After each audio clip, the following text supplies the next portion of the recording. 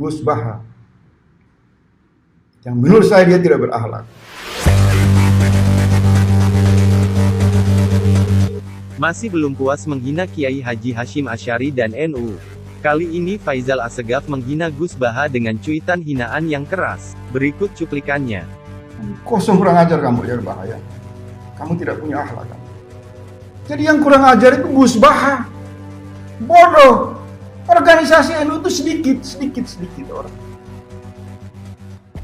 Omong kosong, bodoh besar.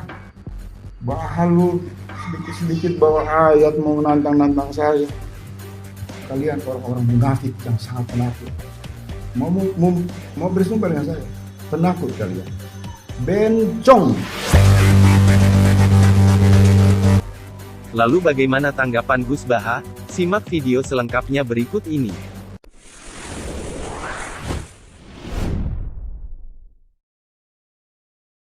Assalamualaikum warahmatullahi wabarakatuh.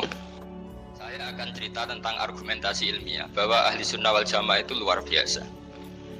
Saya di Jogja berteman banyak para profesor, para doktor, termasuk akademisi sosial yang mungkin pernah di mana-mana. Pernah tanya saya begini, Bapak, kenapa Anda baca kitabnya referensinya luas kok tetap NU katanya. Terus saya bilang, problemnya apa sebagai NU? Biasanya terus mereka mengutip sekian makalah. Kebetulan makalah itu provokatif dan siapapun yang baca makalah itu pasti menjadi NU. Tak jamin ya.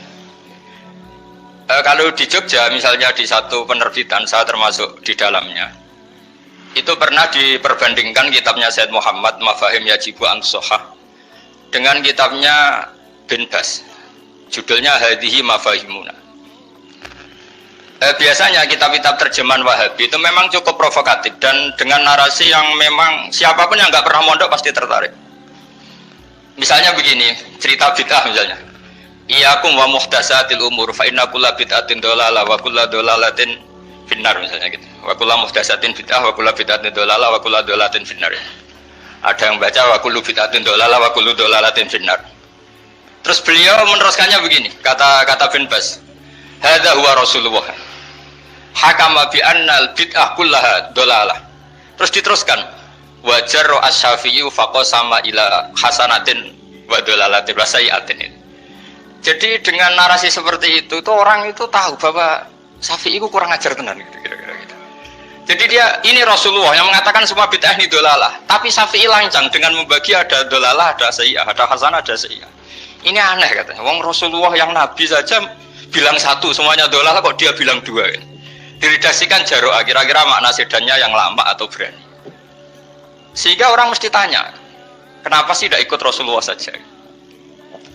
Tapi ini satu ilmu, setidaknya ilmu perdebatan, bukan ilmu hakiki, karena kita tidak tahu yang diridhani Allah yang mana.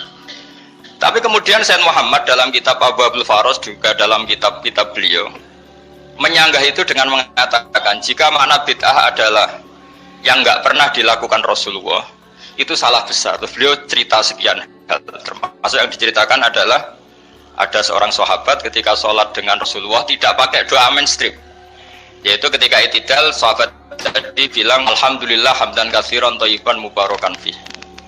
Setelah itu setelah Nabi habis sholat umul qail, siapa tadi yang melafadzkan itu? Semua sahabat diam karena takut disalahkan. Tapi apa yang dikatakan Nabi?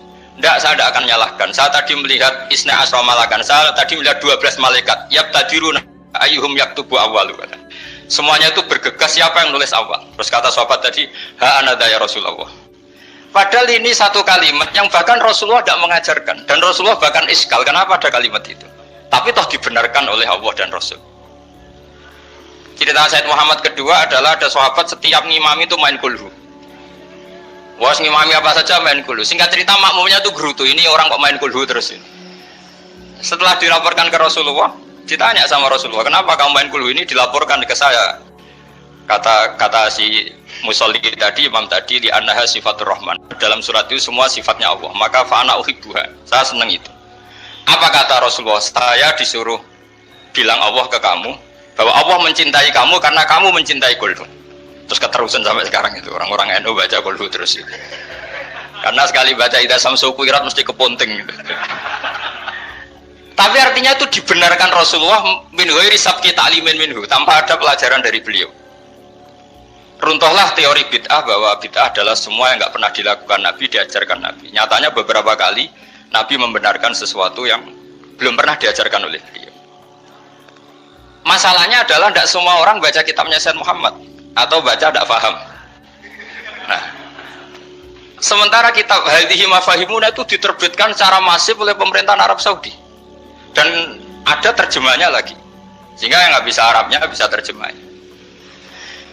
Dengan narasi tadi bahwa Imam Syafi'i dibenturkan Rasulullah itu kan mesti kalah. Redaksinya itu Jaro'a itu wani pakai hamzah. Kedua, saya ingin cerita dan saya tidak bosan-bosan cerita ini sampai mati, saya tidak akan bosan-bosan. Ada kemandirian al-hujjatul balighah dalam diri kita sebagai ahli sunnah. Begini misalnya, kalimat la ilaha illallah adalah kalimat yang orang kafir 80 tahun saja kalau melafadzkan itu menjadi soro mukminan. Nah ini kita tahlil yang sudah muslim hanya karena kalimat thayyibah justru menjadi kafir. Ini kan madzhab aneh.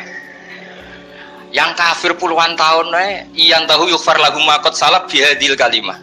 Ini kita karena tahlilan sampai nyekel patok menjadi kafir juga karena la ilaha illallah. Ini aneh.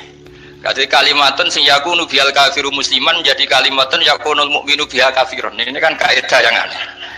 Nah, saya ingin kalau ahli sunnah yang seperti ini sudah mandiri, sudah sehat, ya baguslah seperti itu. Terus yang terakhir, kenapa ditambahi an-nahdiyah? Ya seperti yang dikatakan moderator tadi. Di terminologi internasional itu kalau ahli sunnah pokoknya yang tidak sabus sahabat ahli sunnah. Sehingga Wahabi, Muhammadiyah, Ikhwan semuanya ahli sunnah wal jamaah. Karena kalau di media internasional asal tidak Syiah itu ahli sunnah. Hanya itu saja perbandingannya. Kalau ikramus sahabah ya ahli sunnah, kalau sabus sahabah ya Syiah.